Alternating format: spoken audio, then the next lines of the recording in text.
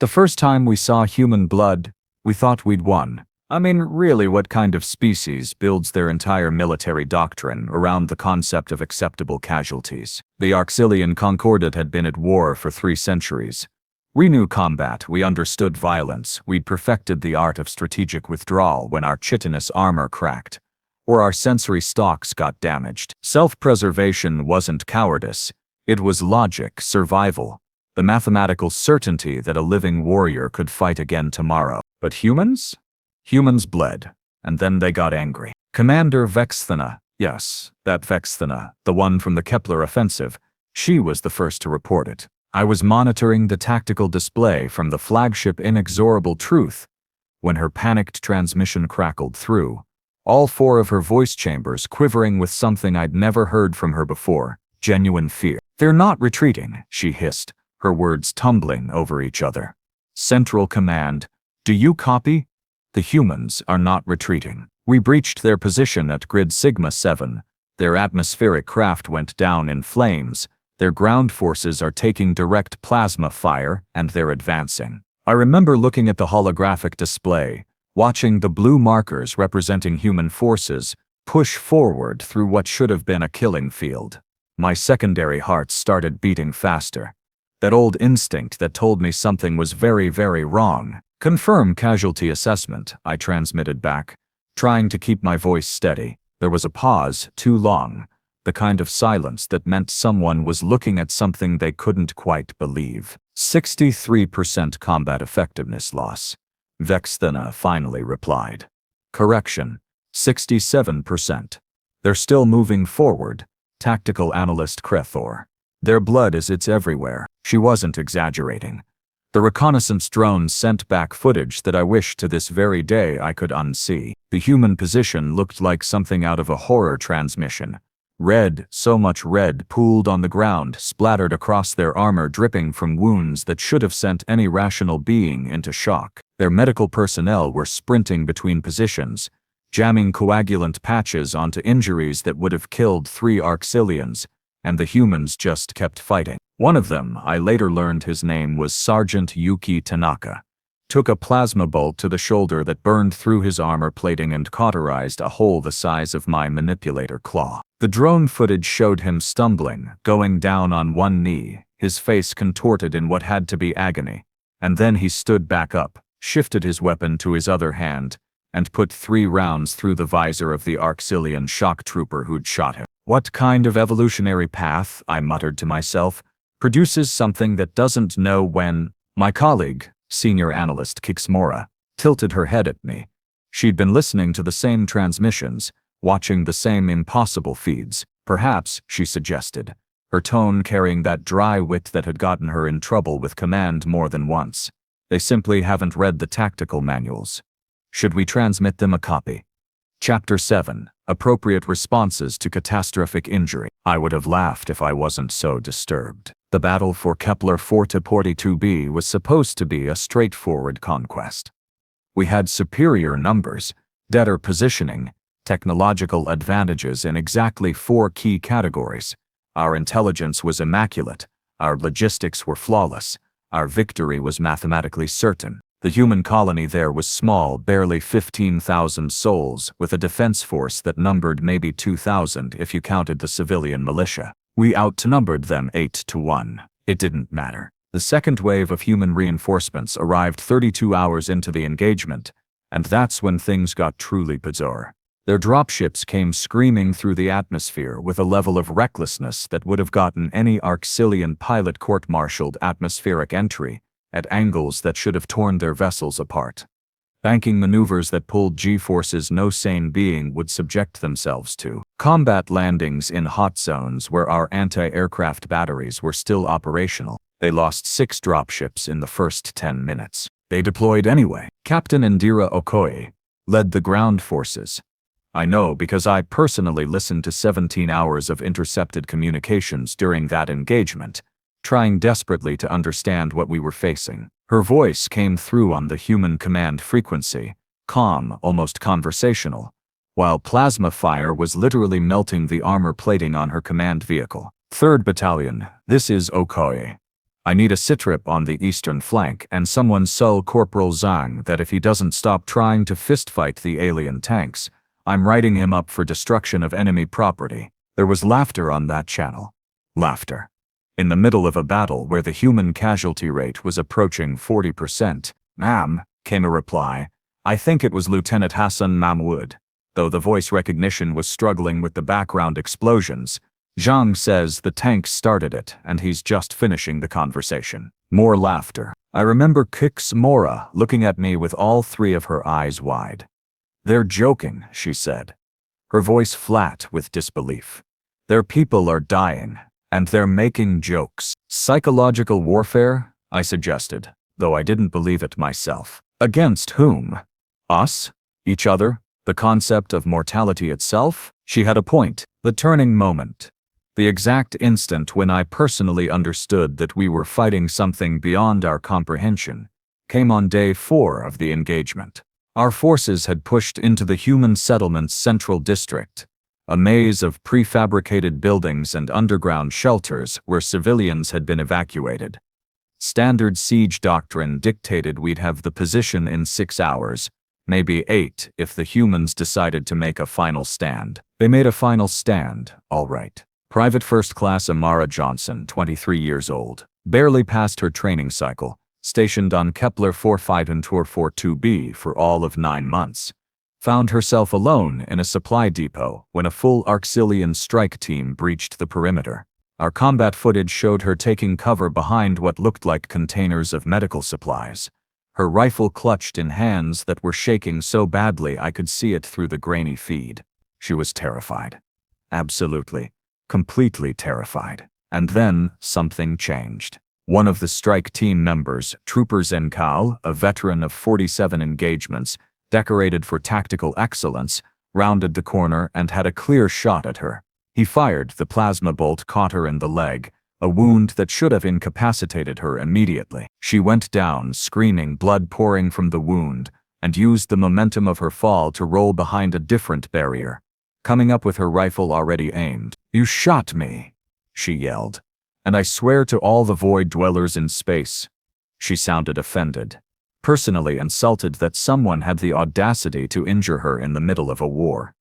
"You actually shot me." Then she returned fire. Zinkal never made it out of that depot. Neither did the other 3 members of his strike team. Amara Johnson, bleeding from a wound that had severed her femoral artery, held that position for 43 minutes until a human medic reached her. The combat recorder showed her applying her own tourniquet with one hand while laying down suppressive fire with the other, all while maintaining a running commentary that was equal parts tactical updates and what I can only describe as creative profanity. "They don't break," Vexthina transmitted to me, her voice hollow.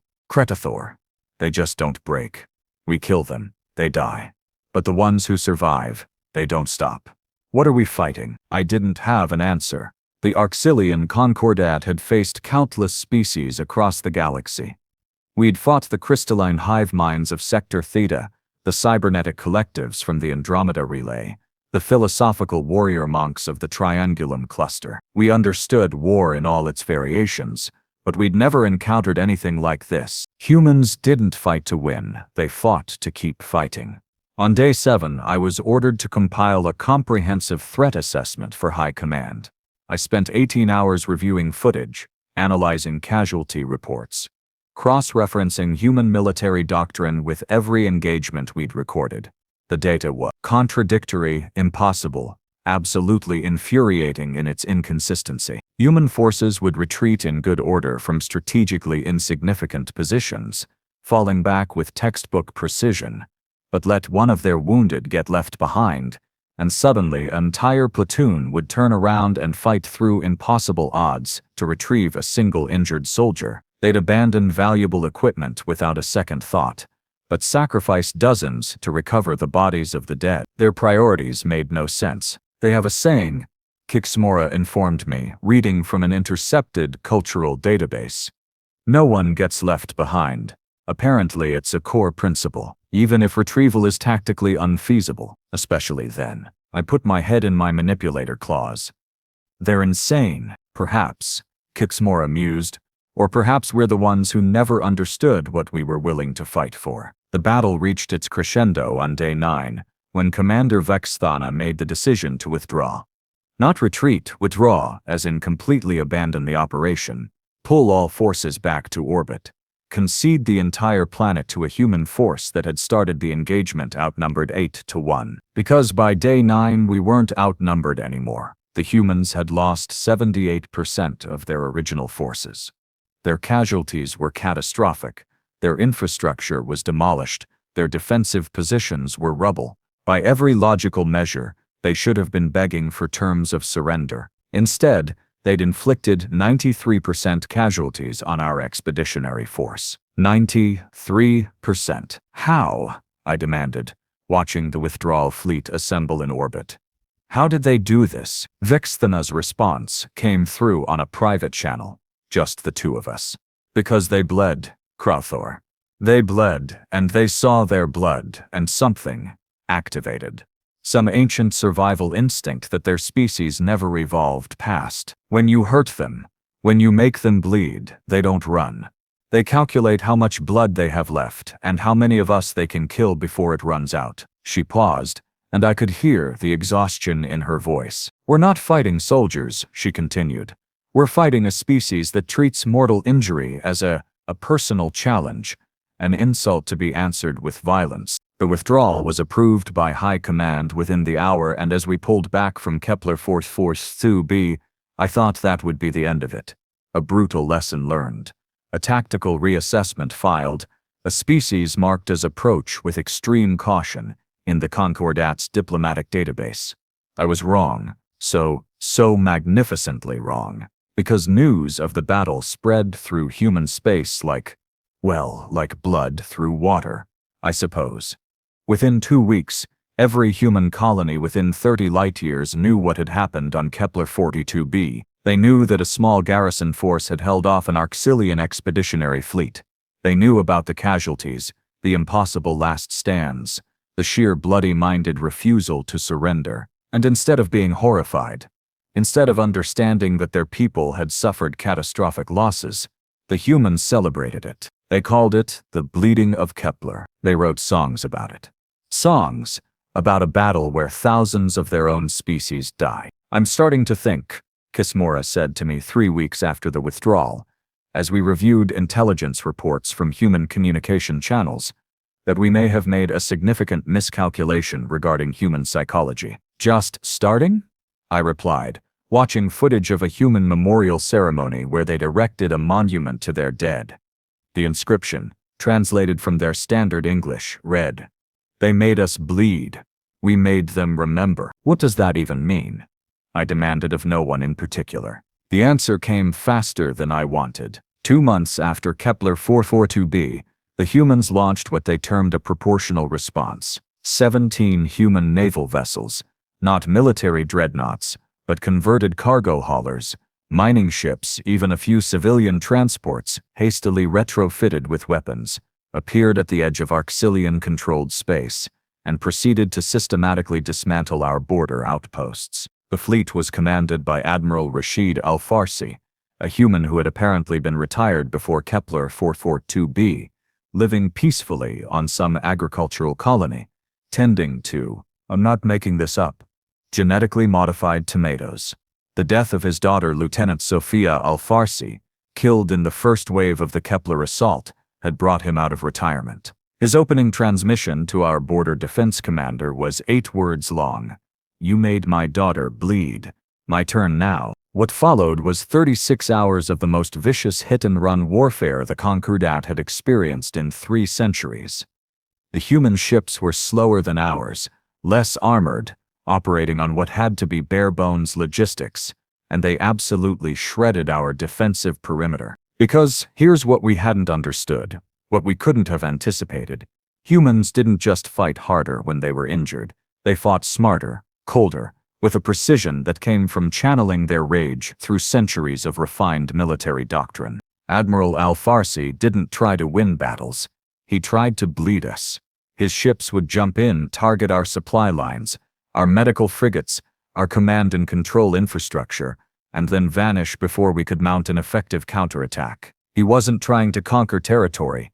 He was trying to make us feel what he felt, to force us to understand loss the way he understood it. It was psychological warfare raised to an art form, and it was brutally, horrifyingly effective. Central Command has authorized negotiations, High Strategist Morvex informed me during an emergency briefing. His bioluminescent markings, normally a calm blue, were flickering a stressed purple. The humans have requested a ceasefire conference. You will attend as our tactical analyst. May, I practically squeaked, my voice chambers constricting with something between honor and abject terror. Why May? Because you've studied them more than anyone, Morvex replied. You watched Kepler-442b from beginning to end. You understand how they think. I didn't have the heart to tell him that I understood absolutely nothing about how humans thought. The ceasefire conference took place on a neutral station in the DMZ between our territories, a hollow rock installation operated by the Merchant Guild, who were generally too busy making profit to care about anyone's war. I arrived with a security detail of 12. All of them armed, all of them visibly nervous. The human delegation arrived with 3 people. 3 people. Admiral Al-Farsi, a woman introduced as Ambassador Keiko Sato, and a massive human male whose name tag read Sergeant Major Viktor Volkov, and whose expression suggested he'd rather be literally anywhere else. Thank you for agreeing to meet, Ambassador Sato began, her tone professional, almost pleasant. She was small, barely reaching my thorax in height, with gray-streaked hair and eyes that looked like they'd seen several lifetimes of negotiation. We believe there's been a fundamental misunderstanding between our species. Misunderstanding, I repeated carefully, my translator rendering my incredulity as politely as possible. Ambassador, your forces inflicted devastating casualties on our expeditionary fleet.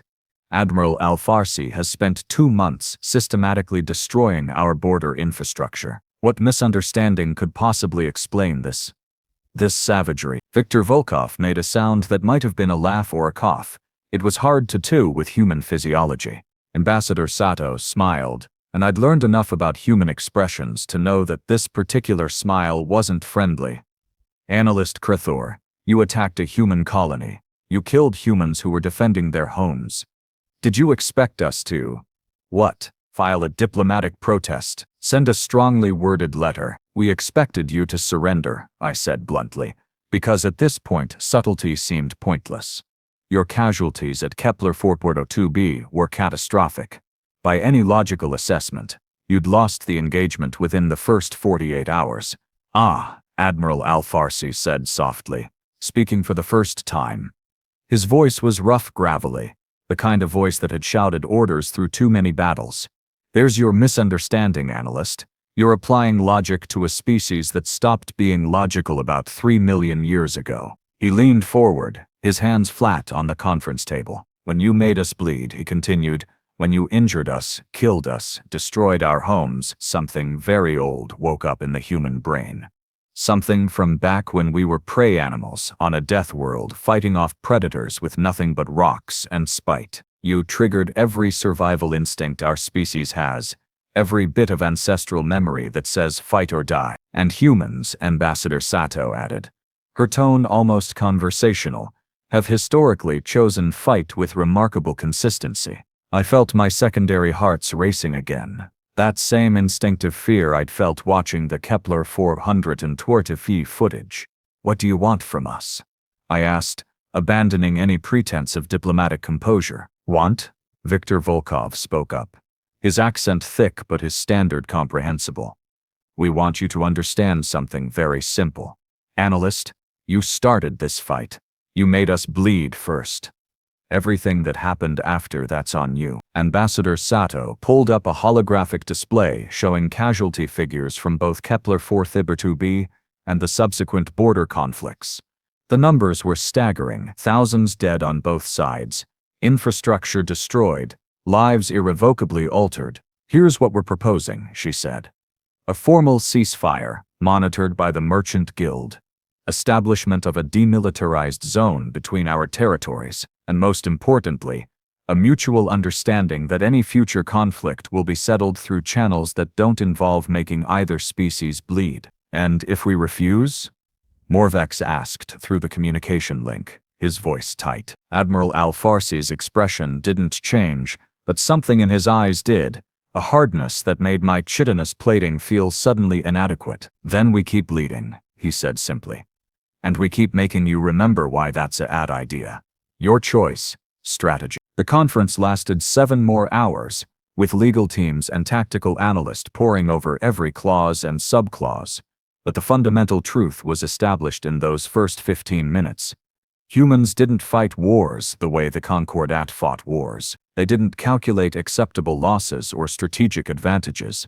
They fought until they won, or until there was nothing left to fight with, and sometimes, horrifyingly, both. 3 weeks after the conference, the ceasefire was formally ratified. The Arxillian Concordat agreed to withdraw from all human-claimed territories, establish a permanent DMZ, and in what had to be the most humiliating clause ever included in a Concordat treaty, provide reparations for the unprovoked aggression at Kepler. I was reassigned from tactical analysis to the newly created Department of Human Concordat Relations, which was essentially a fancy way of saying, figure out how to never fight these people again. Kixmora came with me, because apparently someone in high command thought my suffering needed company. "You know what the strangest part is?" she asked me during our first day in the new department, as we reviewed cultural exchange programs and diplomatic protocols. "That we lost a war to a species that jokes during combat?" I suggested. "No, well, yes, that too, but I meant the interviews." She pulled up footage from post-conflict interviews with human survivors of Kepler-442b. "Listen to what they say." I watched as Amara Johnson, the private who'd held off an entire strike team with a severed femoral artery, spoke to a human journalist. She was sitting in a wheelchair, her injured leg still in regeneration therapy, and she was smiling. "Would I do it again?" she repeated the journalist's question. "Hell yes. Those were my people behind me, my friends, my family. You don't let someone hurt your family and just accept it. You make them regret ever trying." Another interview, this time with Sergeant Yuki Tanaka, the man who'd been shot in the shoulder and kept fighting. "The pain?" He shrugged with his good shoulder, wincing slightly. "Pain is temporary. Pride is forever. They made me bleed, sure, but they didn't make me quit. That's what matters." Captain Indira Okoye, speaking at the memorial ceremony. "We lost good people, the best people. But they died making sure that everyone else lived, and if that's not worth bleeding for, I don't know what is." "They don't see the bleeding as a failure," Kixmora said quietly. "They see it as proof of commitment, evidence of sacrifice, a badge of honor." "That's insane," I muttered. "Is it?" She tilted her head at me. "Or is it just so completely alien to our way of thinking that we can't process it? The Concordat fights to minimize casualties, to preserve resources, to maintain strategic advantage. Humans fight to protect what they love, and they'll sacrifice anything, including themselves, to do it." I didn't have a response to that. 5 years have passed since the bleeding of Kepler. The ceasefire has held, mostly because both sides have maintained a healthy respect for the other's capacity for violence. The DMZ is monitored by a joint force, Arxillian ships and human vessels, working in uneasy cooperation. I've learned a lot about humans in those 5 years. I've learned that they're capable of extraordinary kindness, that they laugh more than any species I've ever encountered, but they form bonds of friendship with a speed and intensity that still baffles me. I've learned that they're creative, passionate, frustratingly unpredictable, and absolutely impossible to intimidate. But more than anything, I've learned this: never, ever make a human bleed unless you're prepared for what comes next. Because humans don't just bleed, they remember. They commemorate. They turn their wounds into stories, their losses into legends, their pain into purpose. And if you're the one who caused that pain, they'll make sure you remember too. Last week, I received an invitation to the 5-year memorial ceremony on Kepler-442b. Ambassador Sato personally requested my presence, along with Kixmora and several other Concordat officials. It was framed as a gesture of reconciliation, a chance to honor the fallen from both sides. I almost didn't go. The thought of standing on that planet, seeing the monuments to a battle I watched unfold from the safety of orbit, made my secondary hearts skip their rhythm, but I went. The ceremony was held at sunset. Humans are particular about their symbolism, apparently, and thousands gathered. Human veterans, colony civilians, families of the fallen, and there, in a section specifically designated, was a memorial to the Arxillian soldiers who died as well. "We fought," Admiral Farsi said in his speech, his voice carrying across the crowd, "because that's what soldiers do. They fought because those were their orders. War makes enemies of people who might in other circumstances have been friends. Today, we honor all who bled on this ground, human and Arxillian alike." I found myself standing next to a young human woman, couldn't have been more than 25, who was crying silently as she touched one of the names on the memorial wall. "I'm sorry," I said quietly, not sure if she could understand Concordat standard. "For your loss." She looked at me, her eyes red but her expression clear. "My brother," she said simply. "He died in the first wave. Plasma fire through the chest, died instantly." They said. "I'm truly sorry," I repeated, meaning it. She wiped her eyes and managed a watery smile. He knew what he was signing up for. We all do. But thank you for being here, I mean. For remembering that they weren't just numbers on a casualty report. That's when I finally understood it. Truly understood it, in a way that all my analysis and study hadn't quite captured. Humans don't fight because they're stupid or suicidal or inherently violent. They fight because they believe, with absolute conviction, that some things are worth bleeding for. And once they've bled for something, once they've sacrificed for it, they'll defend it with everything they have. The battle changed when humans began to bleed. Yes, but not because the bleeding made them weaker, because it made them remember what they were fighting for. And that, I've learned, is the most dangerous thing in the galaxy.